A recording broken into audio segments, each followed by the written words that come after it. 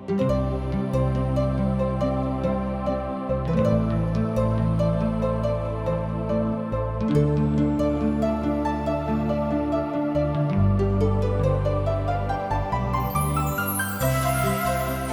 मनुष्य के जिंदगी पाप के कारण तरह तरह की विपत, उलझन और अशांति में पड़ के सही रास्ता से भटक गइल बा।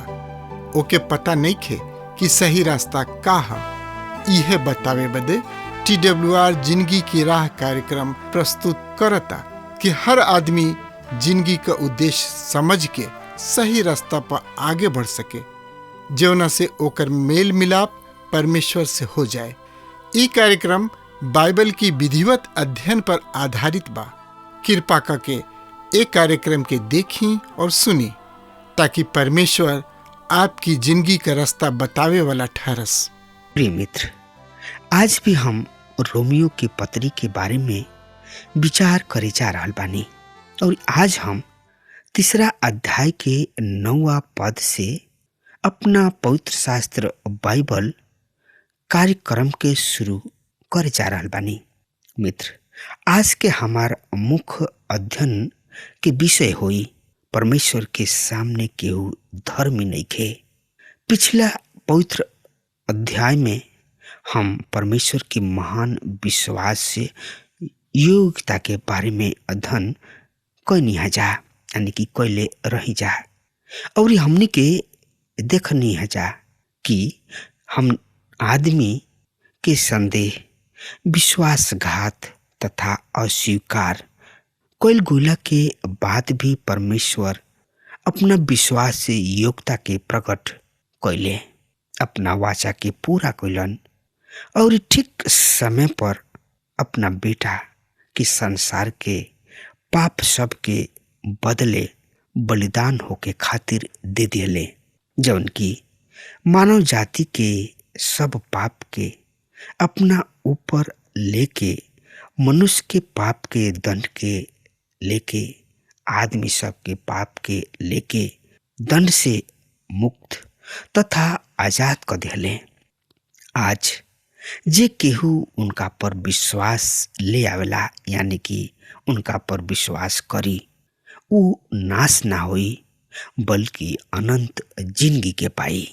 प्रिय मित्र, हम देखनी है कि आदमी के पाप के कारण परमेश्वर के सामने दोषी है, साथ ही ये भयंकर बीमारी से पीड़ित भी बा और ओकरा इलाज के जरूरत भी बा।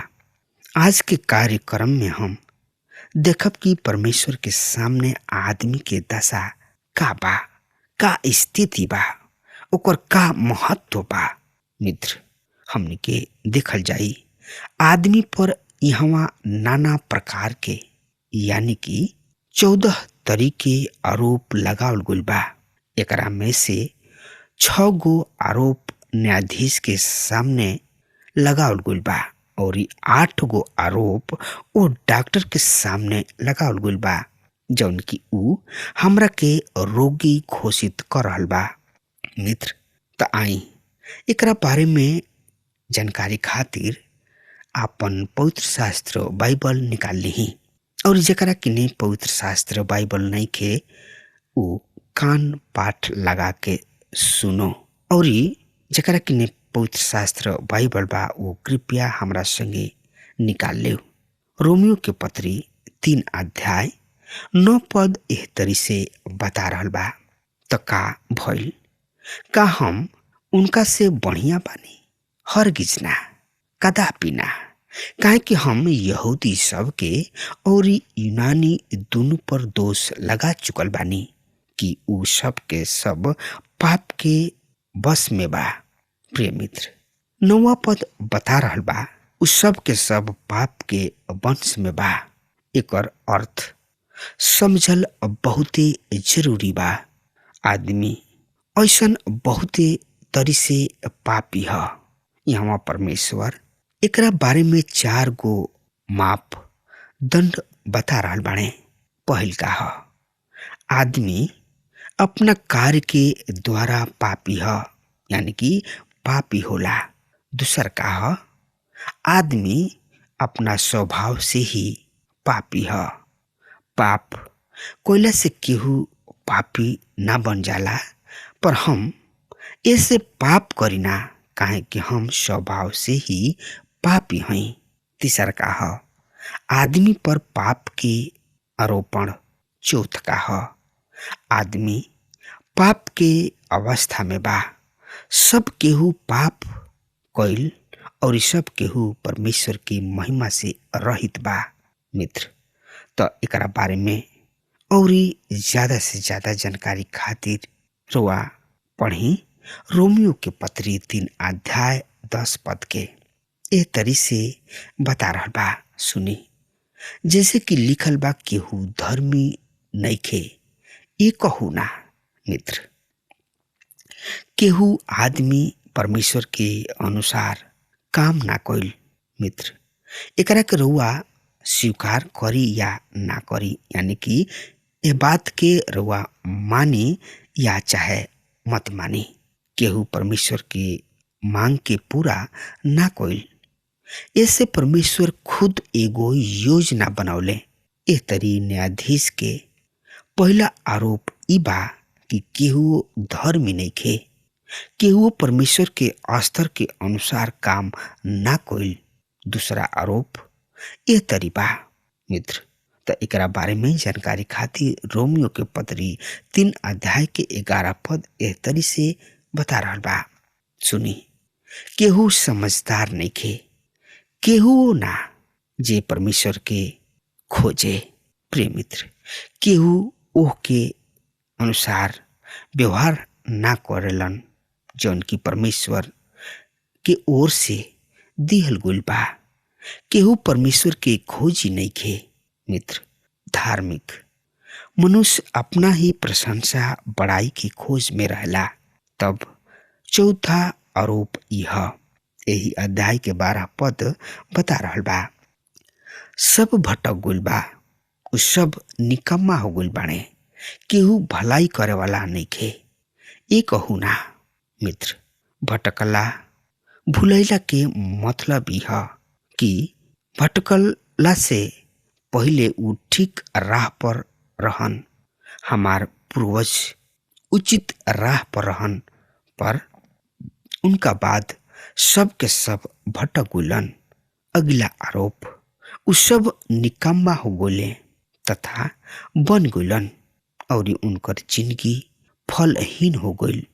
उ सड़ गइल और खाटा हो गइल, बिना स्वाद के ही हो गइल।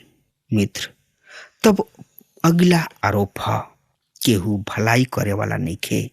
सही में मानव जाति विपरीत राह पर चल रहल बाणे।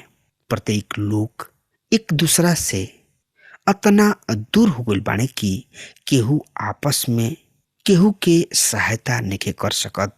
प्रभु यीशु अपना समय के धार्मिक अगुवन से कहलन, तोहनी लोग आन्हर अगुआ हवा लोग। अब पौलुस हमनी के परमेश्वर के अस्पताल में डॉक्टर के हाथ में दे देताणे। मित्र, ये आत्मिक अस्पताल है। यहाँ हमार और राउर आत्मिक बीमारी के इलाज होई। 13 पद का बता रहल बा, हम पढ़ रहल बानी, सुनी। उनकर गला खुलल कबर है, उ अपना जीभ से धोखा देत रहले। उनका होंठ सब में सांप सबके विष बा। प्रिय मित्र, इस पद के रउआ सब सुनत और समझत जाई, और नइखे बुझात तो जरूर से जरूर हमरा के लिखी। जब रउआ वैद्य या डॉक्टर के पास जाई ना, तो सबसे पहले उ राउर यानी कि रउआ से कहलन, अपन मुंह खोल। और रउआ डॉक्टर के कहला के अनुसार अपन मुंह खोली ना। मुंह खोला पर डॉक्टर साहब सबसे पहले का देखेलन, अपना गर्दन से यानी कि मुंह से दुर्गंध आ रहल बा। राउर जिंदगी भीतरी से सड़ के महकता, यानी कि बसाता। इ पाप के सड़ाहट है, जीभ से धोखा देले। मित्र, होंठ के नीचे सांप के विष भरल बा।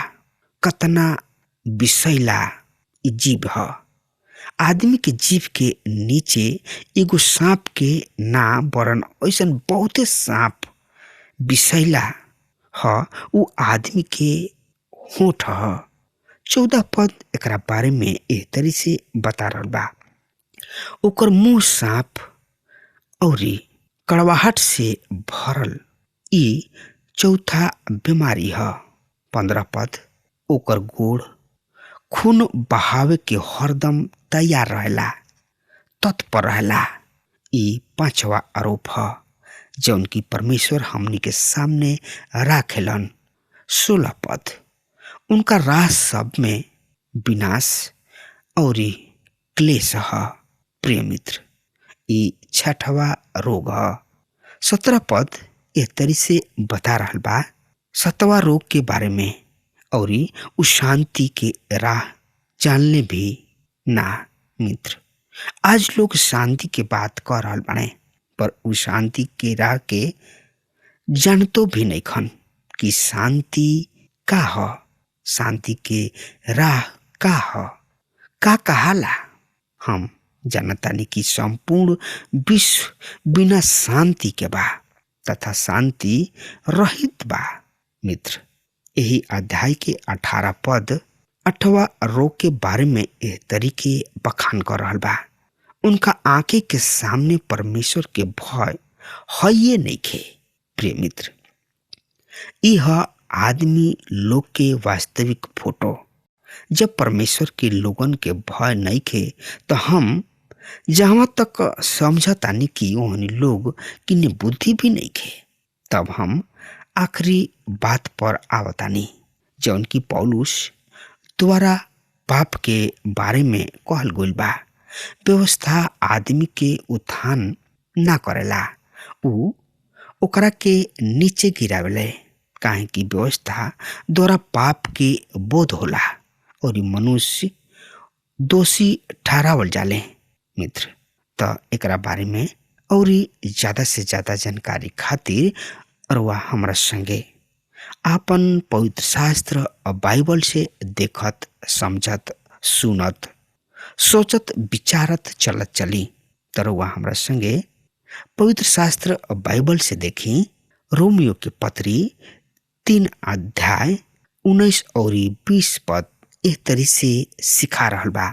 सुनी, अब हम जानतानी व्यवस्था जौन कुछ कहले जौन की व्यवस्था के अधीन बा, ऐसे कि हर एगो मुंह बंद कइल जाए और समस्त संसार परमेश्वर के लेखा देवे वाला ठहरे। काहे कि उनका नजर में कोनो बाहरी व्यवस्था के कार्य से धर्मी ना ठहरी, काहे कि व्यवस्था के द्वारा पाप के बोध होला। प्रिय मित्र, जौन लोग ई विश्वास करेलन और ये शिक्षा देले कि व्यवस्था के पालन करे से आदमी के उद्धार, मुक्ति, मोक्ष होई, ओ लोग के खातिर ई पद चेता रहल बा तथा सजग कर रहल बा। यदि ओहनी लोग पवित्र शास्त्र बाइबल के वचन के स्वीकार करी हैं तो अपन विश्वास और इस शिक्षा में सुधार करस लोग। व्यवस्था के पूरा कइल आदमी के सीमा से बहरी के बात बा। कोनो आदमी परमेश्वर के स्तर के पूरा ना कइल ई बड़ा असंभव बात बा। काहे कि व्यवस्था द्वारा पाप के ज्ञान होला। व्यवस्था आदमी के उद्धार के अपेक्षा ओकरा के पापी ठहरावेलन तथा पापी होखला के सबूत देले। पद 20 और 21 बता रहल बा एक तरी से, काहे कि व्यवस्था के काम से केहू जन उनकरा आगे धर्मी ना ठहरी हैं। यही से कि व्यवस्था के द्वारा पाप के चिन्हल जाला।